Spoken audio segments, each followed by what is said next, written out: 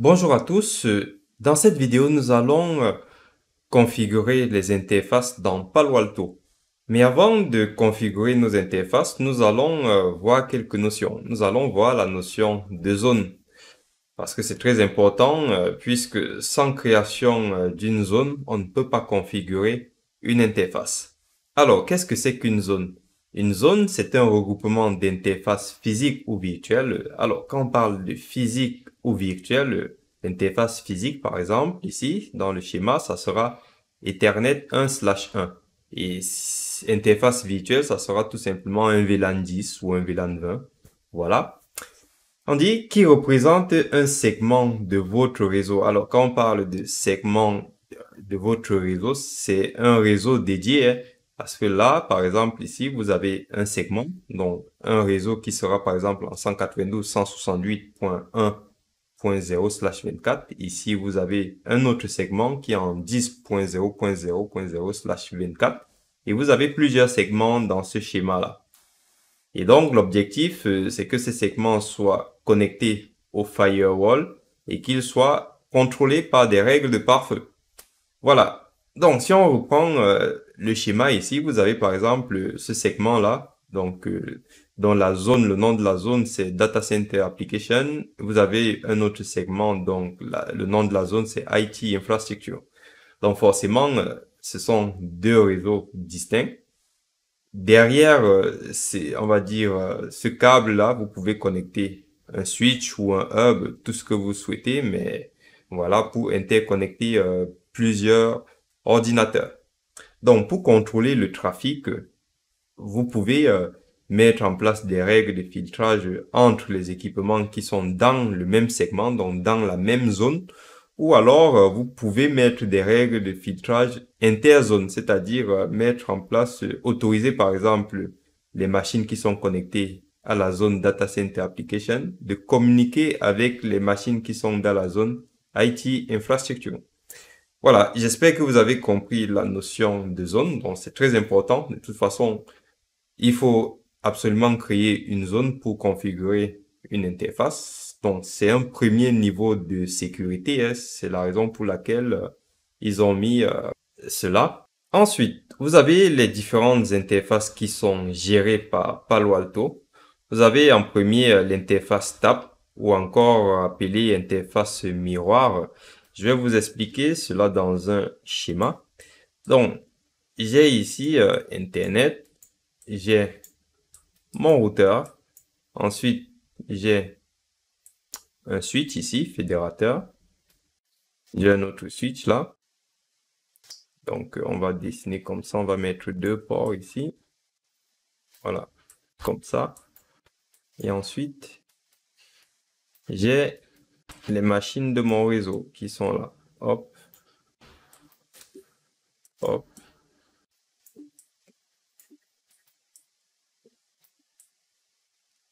Très bien. Alors, je décide du coup de mettre un firewall ici. Je vais l'appeler, hop, on va y arriver. Firewall, donc PAN, ici. Et là, je vais brancher mes deux switches en mode miroir. Donc, je vais créer des interfaces ici TAP. Donc, en mode miroir, donc span. Et qu'est-ce qui va se passer en fait quand une attaque vient de l'extérieur? L'attaque vient comme ça, elle vient sur le routeur laisse passer. Normalement, voilà, s'il n'y a pas le firewall, le paquet passe soit par ce switch. Si ce switch est KO, il passe par ce switch et il atteint sa destination.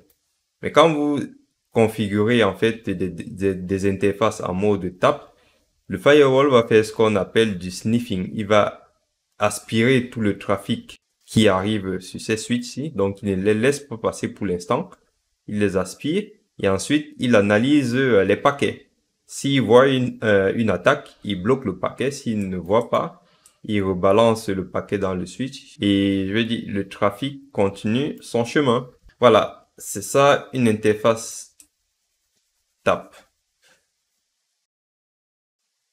Ensuite, nous pouvons configurer une interface de notre Palo Alto en mode câble virtuel. Alors, je vais reprendre le tableau pour vous expliquer ce que c'est. Donc, ici, j'ai Internet, j'ai le routeur opérateur. Ici, je vais mettre un firewall, comme par exemple Cisco ASA, donc un ASA ici, qui va me permettre de faire uniquement du filtrage d'URL. Et derrière ce firewall, je vais mettre mon firewall Palo Alto ici. Alors, PAN ici. Et ensuite, je mets un switch et je mets mes PC. OK. Donc, je viens à ce niveau, je configure, alors, le routeur Cisco, enfin, le firewall Cisco ASA est connecté avec un câble réseau, sur ce port-là. Et du coup, le port sur lequel est connecté le Cisco ASA, côté Palo Alto, je le configure en mode câble virtuel. Ça signifie qu'ils ont fait du niveau 2. Il n'a pas d'adresse IP. Donc, quand je le mets en mode câble virtuel, il devient tout simplement transparent.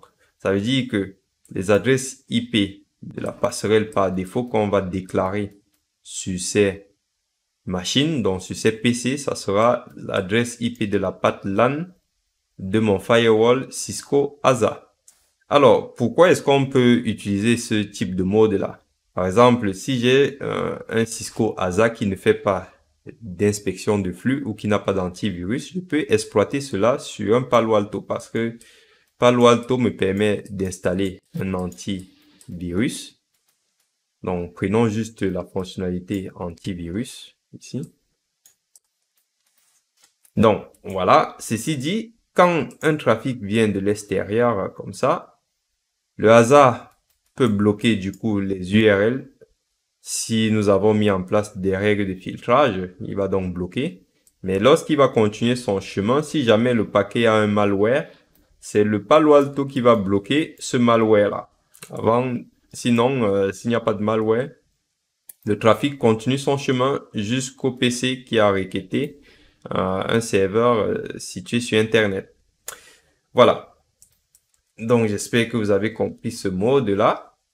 Et ensuite, vous avez l'interface de la couche 2, donc ce sont les VLAN. Donc, on va voir comment on configure ça. L'interface de la couche 3, c'est donc du niveau 3 avec des adresses IP. Ça, c'est le plus classique et c'est ce qu'on utilise. Donc, vous avez Internet. Vous avez donc le routeur Internet. Et ensuite, vous mettez votre firewall Palo Alto, votre PAN ici. Dans votre PAN, vous configurez une adresse IP ici. Vous configurez d'un autre côté une adresse IP. Et ensuite, vous pouvez mettre des routes statiques, etc. Donc ça, on verra. Voilà, ça c'est le plus classique. Et c'est ce que nous allons utiliser d'ailleurs pour notre TP. Donc, pour notre TP, c'est pour cela que j'ai subouillé. Donc, on va voir les VLAN, on va voir la couche 3. Donc ça sera réservé pour des formations avancées. Ensuite, vous avez aussi la configuration d'un groupe d'interfaces agrégées. Ça vous fait penser aux Ether Channel pour doubler les liaisons afin de faire, par exemple, un équilibrage de charge pour la bande passante. Et ensuite, vous avez aussi l'utilisation des profils de gestion d'interface pour limiter l'accès. Donc, les profils voilà. On verra ce que c'est. Mais je pense qu'on va faire ça dans une formation avancée. Ça, c'est, on va dire, une façon de renforcer la sécurité sur les interfaces. OK. Donc, vous avez compris le principe des interfaces et des zones. Et on va donc passer à la démo. Alors, voici le schéma de base, le schéma classique qu'on retrouve dans les entreprises lorsqu'on installe un firewall. Donc, vous avez le routeur opérateur qui est ici. Et lorsque vous n'avez pas de firewall, forcément, le routeur opérateur est connecté à ce switch. Et du coup, les PC sont connectés au switch. Et donc, la passerelle par défaut du PC, c'est 192.168.201. Alors, quand vous mettez un firewall, vous vous mettez derrière le routeur et du coup, le routeur va tout simplement nous servir d'interface WAN. Ça veut dire que toute la partie que j'ai mis en bleu va être la partie LAN et à partir d'ici, donc de l'autre côté de l'interface du Palo Alto, c'est le WAN. Alors, c'est vrai que pour mon cas ici, j'ai une adresse IP privée. Vous pouvez demander à l'opérateur télécom de vous donner une adresse IP publique ici, hein. Comme ça sera plus facile à gérer. Mais si je suis sur une adresse IP privée, ça ne dérange pas. À ce niveau, qu'est-ce que je vais faire? Je vais tout simplement mettre des routes statiques pour autoriser ce réseau-là à aller sur le réseau. Vous voyez, c'est deux réseaux différents. Donc, je mets une route statique, comme ça, j'autorise ce réseau à communiquer avec ce réseau. Et ensuite, quand j'arrive sur le routeur opérateur, ce côté-ci a une adresse IP publique et comme ça, on arrive à aller sur Internet. OK? Donc, ce que nous, on va faire, on va configurer l'Ethernet 1/3 comme interface WAN. Alors, il y a une petite particularité sur les images de Palo Alto. Je ne sais pas si c'est fait exprès ou alors si c'est un bug. L'Ethernet 1/3 correspond réellement à l'interface LAN. Donc, ce que je vais faire, je vais mettre ici comme ça. Alors non, je vais pas mettre comme ça, je vais laisser ça. Et en fait, ce que je veux dire, on va mettre comme ça. Donc, adapteur 2. Donc, en réalité, Ethernet 1/3 correspond à l'adapteur 2 et Ethernet 1/2 correspond à adapteur 3. Vous allez voir tout à l'heure. Alors, hop.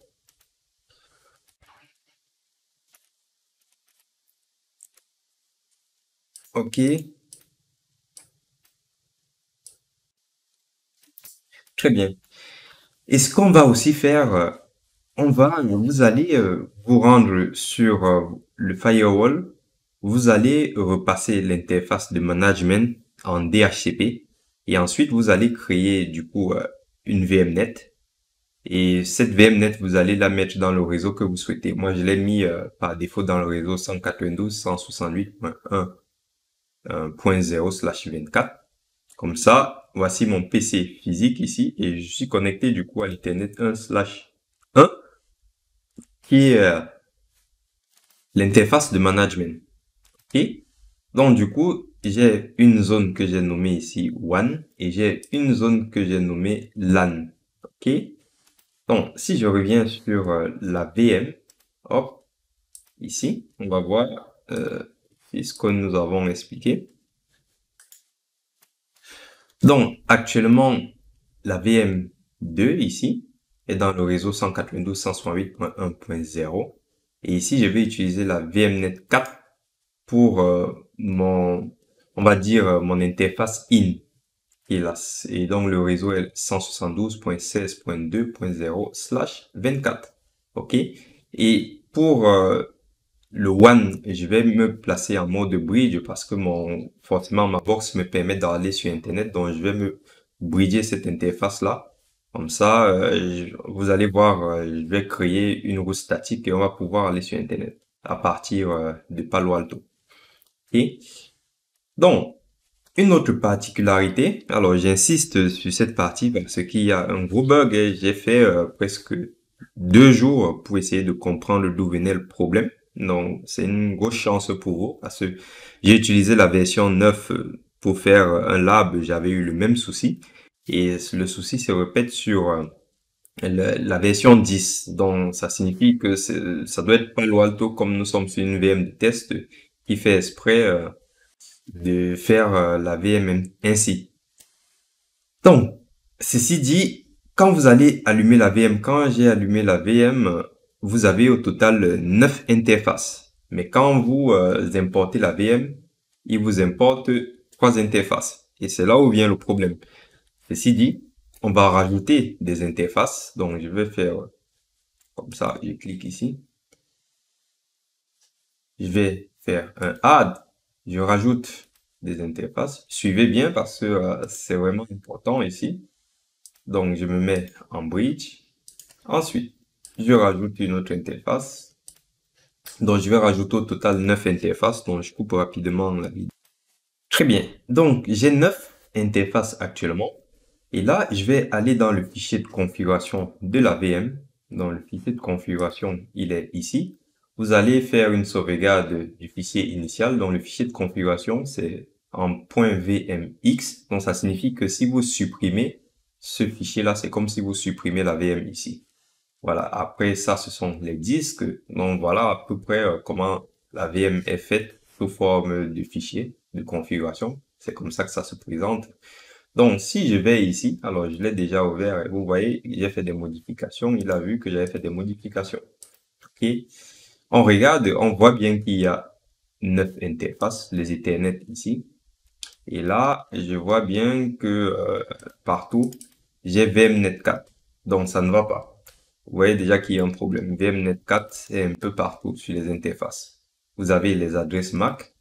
Et actuellement, les trois interfaces que nous voyons au départ, c'est la 0, la 1 et la 2. Dans les interfaces, lorsqu'on importe notre machine, et vous pouvez aussi vérifier, ce sont leurs adresses MAC ici. Si on vient ici, par exemple, hop, je fais Advanced 18 F9. Et regarde ici, c'est bien 18 F9, ainsi de suite. Donc, ce sont les bonnes adresses MAC. Et vous voyez, le reste, il y a les autres interfaces qu'on ne voit pas ici, qui se voient là, et vous voyez que VMnet 4 se balade un peu partout. Alors, si on commence à faire le ménage, on va supprimer ça, on supprime ça, on supprime ça.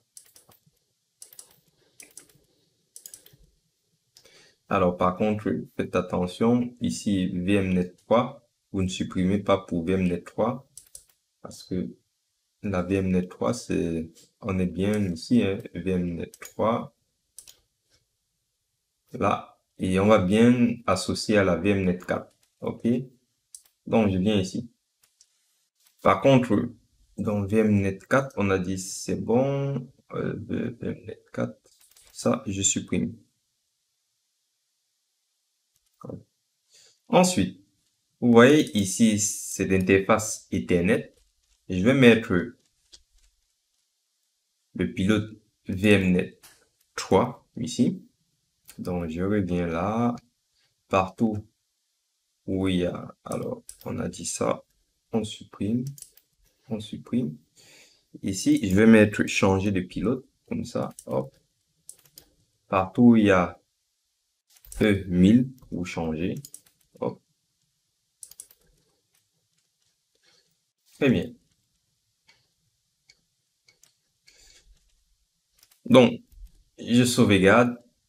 Et maintenant, je peux associer mes interfaces. On a dit ici, c'est donc la VMnet 2. Si on reprend le schéma, hein, on a dit ici, notre interface Ethernet 1/1, c'est notre interface de management. On met la VMnet 2. Ici, on met la VMnet 4. Et là, pour le one, on met en bridge. OK? Donc, ça c'est bon. Ensuite, je viens ici, je mets donc la VMnet 4. Ici, je laisse en bridge. Et du coup, le reste, je laisse tout en bridge. Je valide. Et là, quand je reviens ici, il me dit, ah, il y a quelque chose qui a changé. Je regarde, je vois qu'il y a des trucs qui ont changé. Il me dit qu'il voit bien des interfaces. Par contre, il ne voit pas leur adresse MAC. Vous voyez, ici, il a encore remis ça. Donc, je remets, je remets, je remets. Change. Hop, voilà. VMnet 4 ici. Je supprime. Après, vous n'avez pas besoin de supprimer. Donc, j'ai bien mes adresses MAC qui sont restées ici. OK.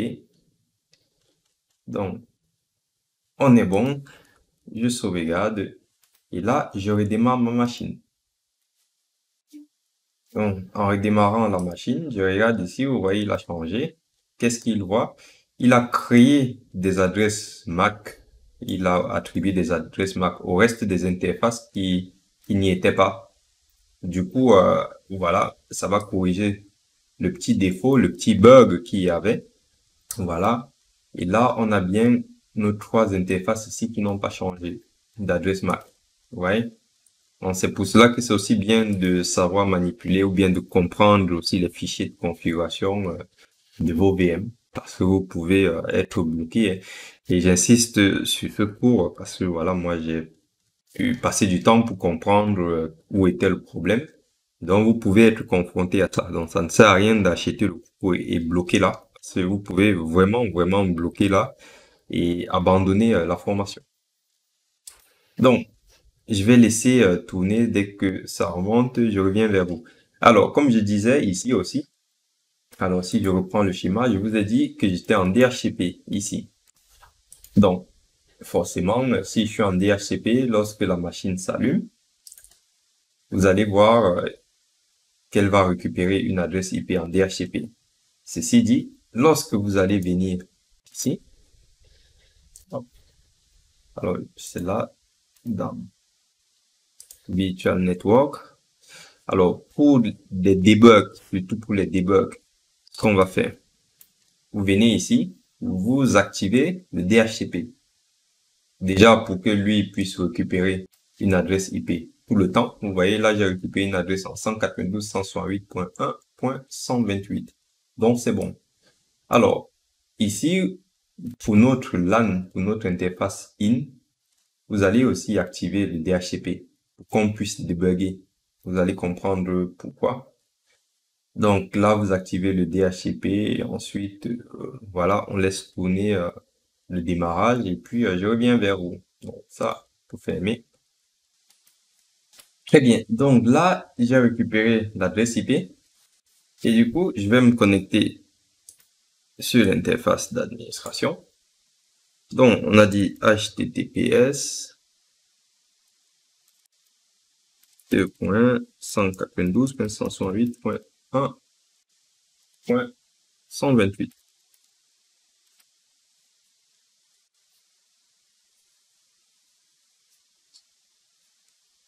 Alors, des fois, ça met un peu de temps hein, pour se connecter. Donc, je vais aussi me connecter en SSH.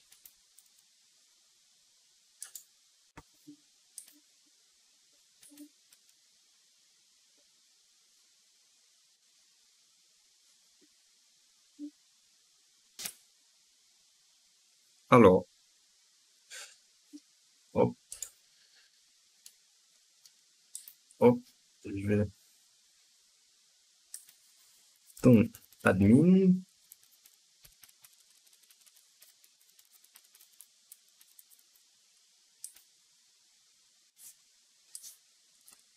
Donc, ici, admin.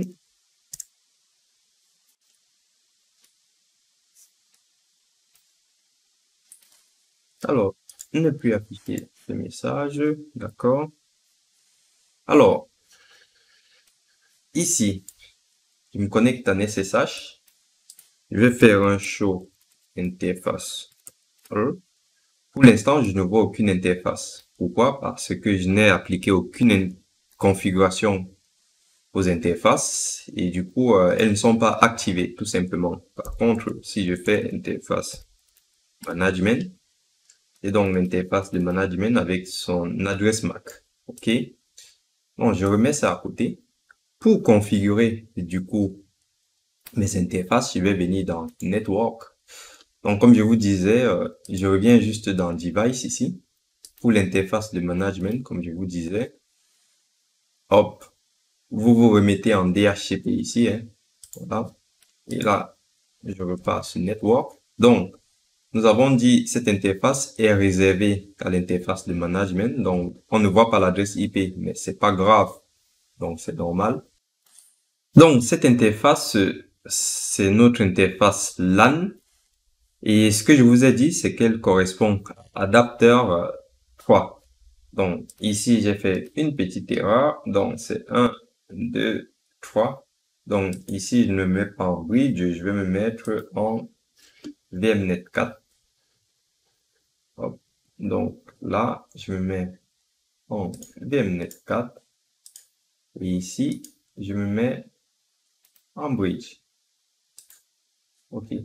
Bon, je valide. OK. Donc, je reviens ici. OK. Donc, j'ai coupé rapidement parce que j'ai redémarré la machine puisque j'ai fait une modification. Donc, cette VM est très délicate et donc, si vous modifiez surtout les interfaces, le mieux, c'est de redémarrer avant de continuer la configuration. Donc, je disais tantôt que je vais venir sur cette interface. C'est notre interface LAN. Donc, je vais l'appeler LAN. Je vais me mettre sur la couche 3 du niveau 3 que nous faisons. Alors, sinon, on va faire ici parce qu'on va se mettre en DHCP là. Commençons déjà ici. Donc, ici, c'est le WAN. Je me mets toujours ici. Hop. Niveau 3. IPv4. Et là, je me mets en DHCP. OK? Donc, je vais valider. Alors, ce qu'on va faire, on va aussi créer un profil. Donc, ici, on va faire un profil de gestion. Comme ça sera vu. Donc, le profil de gestion, on va essayer d'autoriser le ping uniquement sur cette interface. Donc, ping, j'affiche la page de réponse. Voilà. Et là, qu'est-ce qui me reste d'autre? Je valide. OK. Donc, pour activer mon interface, je vais donc faire un commit. Je valide.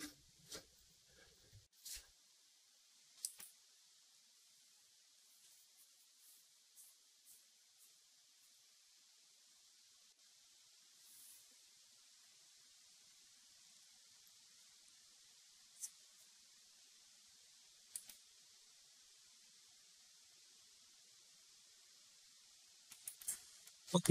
Donc là, la configuration a fonctionné.